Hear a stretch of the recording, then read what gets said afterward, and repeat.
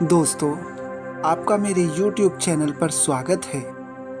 आइए जानते हैं आखिर कैसे बना शेर माँ दुर्गा की सवारी, एक अद्भुत पौराणिक कथा। दोस्तों, कल्पना कीजिए, चारों ओर घना जंगल है, ऊंचे ऊंचे पर्वत, कलकल करती नदियाँ, पक्षियों का मधुर संगीत और दूर दूर तक फैली हुई शांति। लेकिन इस शांति के बीच एक ऐसा स्थान जहाँ समय भी ठहर सा गया था। हिमालय की एक गुफा में माता पार्वती आंखें बंद किए हुए वर्षों से कठोर तपस्या कर रही थी। उनका एक ही उद्देश्य था, भगवान शिव को पति रूप में प्राप्त करना। उनकी तपस्या इतनी कठिन थी कि उन्होंने भोजन तक छोड़ दिया, फिर फल भी छोड़ दिए और अंत में केवल वायु के सहारे जीवन बिताने लगी। उनका शरीर कमजोर हो गया, लेकिन उनके तेज से पूरा जंगल प्रकाशित रहता था। देवता भी उनकी तपस्या देखकर आश्चर्यचकित थे। उधर उसी जंगल में एक विशाल, अत्यंत शक्तिशाली और बूढ़ा शेर रहता था। वह जंगल का राजा था। उसके एक गर्जन से पूरा वन कांप उठता था। सभी पशु उससे भय खाते थे, लेकिन कई दिनों से उसे कोई शिकार नहीं मिला था। भूख से उसका शरीर कमजोर हो चुका था। एक दिन भोजन की तलाश में भटकते भटकते वह उसी गुफा के पास पहुंचा जहां माता पार्वती तपस्या में लीन थी। शेर ने दूर से देखा, उसकी आंखों में भूख थी। उसने सोचा, यह स्त्री बिल्कुल अकेली है। यदि मैं अभी हमला कर दूं तो मेरी कई दिनों की भूख मिट जाएगी। धीरे धीरे वह आगे बढ़ने लगा, लेकिन जैसे ही वह माता पार्वती के समीप पहुंचा, उसे एक अद्भुत दिव्य प्रकाश दिखाई दिया। माँ के शरीर से निकल रही अलौकिक आभा ने पूरे वातावरण को पवित्र बना दिया था। शेर कुछ पल के लिए ठिठक गया। उसने पहले कभी ऐसा तेज नहीं देखा था। वह वहीं बैठ गया। उसने सोचा, जब ये तपस्या पूरी करेंगी तब मैं इन्हें अपना भोजन बना लूँगा। लेकिन उसे क्या पता था कि उसकी प्रतीक्षा ही उसकी नियति बदलने वाली है। दिन बीत गए, फिर महीने बीते और फिर वर्ष बीत गए। माता पार्वती अचल बैठी रही और आश्चर्य की बात, शेर भी वहीं बैठा रहा। धीरे धीरे उसके भीतर का क्रोध शांत होने लगा। अब वह केवल भूख से नहीं, किसी अदृश्य शक्ति से बंध चुका था।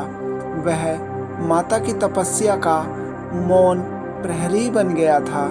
जंगल के अन्य हिंसक पशु भी अब उस स्थान के पास आने का साहस नहीं करते थे। यदि कोई जंगली जानवर माता के निकट आता तो वह शेर उसे दूर भगा देता। जिस शेर ने पहले माता को भोजन समझा था, वही अब उनकी रक्षा करने लगा। समय बीतता गया। एक दिन माता पार्वती की वर्षों पुरानी तपस्या पूर्ण हुई। भगवान शिव उनके सामने प्रकट हुए। पूरा आकाश दिव्य प्रकाश से भर गया। देवताओं ने पुष्प वर्षा की। चारों ओर हर हर महादेव का स्वर गूंज उठा। माता ने धीरे धीरे अपनी आंखें खोली। उनकी दृष्टि सबसे पहले उस शेर पर पड़ी जो वर्षों से उसी स्थान पर बैठा उनकी प्रतीक्षा कर रहा था। माता ने दिव्य दृष्टि से सब जान लिया। उन्होंने देखा, यह वही शेर था जो कभी उन्हें खाने आया था, लेकिन वर्षों की तपस्या और प्रतीक्षा के प्रभाव से उसका हृदय बदल चुका था। उसके भीतर का अहंकार समाप्त हो गया था। अब उसमें केवल समर्पण था। माता पार्वती मुस्कुराई। उन्होंने शेर के सिर पर स्नेह से हाथ रखा और कहा, तुम्हारी भूख तो मैं यहाँ लाई थी, लेकिन तुम्हारा धैर्य और समर्पण तुम्हें महान बना गया। जिसने अपनी हिंसक प्रवृत्ति पर विजय पा ली वह मेरे सबसे निकट रहने योग्य है। शेर माता के चरणों में झुक गया। उसकी आंखों से पश्चाताप और भक्ति के आंसू बहने लगे। तभी भगवान शिव बोले, देवी, यह केवल शेर नहीं रहा, इसने अपनी प्रवृत्ति को जीत लिया है। ऐसा प्राणी आपकी सेवा का अधिकारी है। माता ने प्रसन्न होकर उसे आशीर्वाद दिया। आज से तुम केवल जंगल के राजा नहीं बल्कि मेरी शक्ति के प्रतीक बनोगे। जहाँ जहाँ मेरी पूजा होगी वहाँ तुम्हें भी सम्मान मिलेगा। उसी क्षण से शेर माता का वाहन बन गया। बाद में जब महिषासुर जैसे शक्तिशाली असुरों का अंत करने के लिए माँ दुर्गा प्रकट हुई तो वहीं सिंह उनका दिव्य वाहन बना।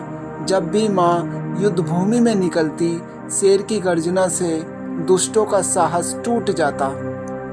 माँ की शक्ति और शेर का पराक्रम मिलकर धर्म की रक्षा करते। इसी कारण माँ दुर्गा को सिंह वाहिनी कहा जाता है। दोस्तों, इस कथा का गहरा संदेश, यह कहानी केवल शेर के वाहन बनने की ही नहीं है, अपितु यह हमें सिखाती है कि सबसे हिंसक स्वभाव भी भक्ति और सत्संग से बदल सकता है। धैर्य और समर्पण मनुष्य का भाग्य बदल सकते हैं। ईश्वर केवल बल ही नहीं बल्कि हृदय का परिवर्तन भी देखते हैं। जो अपनी बुरी प्रवृत्तियों पर विजय पा लेता है वही वास्तव में शक्तिशाली बनता है। इसलिए माँ दुर्गा का सिंह केवल एक वाहन नहीं बल्कि साहस, आत्मसंयम, धैर्य और धर्म की रक्षा का भी प्रतीक माना जाता है। नोट: यह कथा लोक परंपरा में प्रचलित रूपों में से एक है। विभिन्न पुराणों और परंपराओं में माँ दुर्गा के सिंह वाहन की उत्पत्ति के अलग अलग वर्णन भी मिलते हैं। दोस्तों, यदि यह कहानी आपको अच्छी लगी हो तो कृपया मेरे इस वीडियो को लाइक कीजिएगा और इस चैनल को सब्सक्राइब कर लें ताकि इसी प्रकार की मैं और भी अच्छी वीडियो आप लोगों के लिए लेकर आता रहूं। वीडियो देखने के लिए धन्यवाद।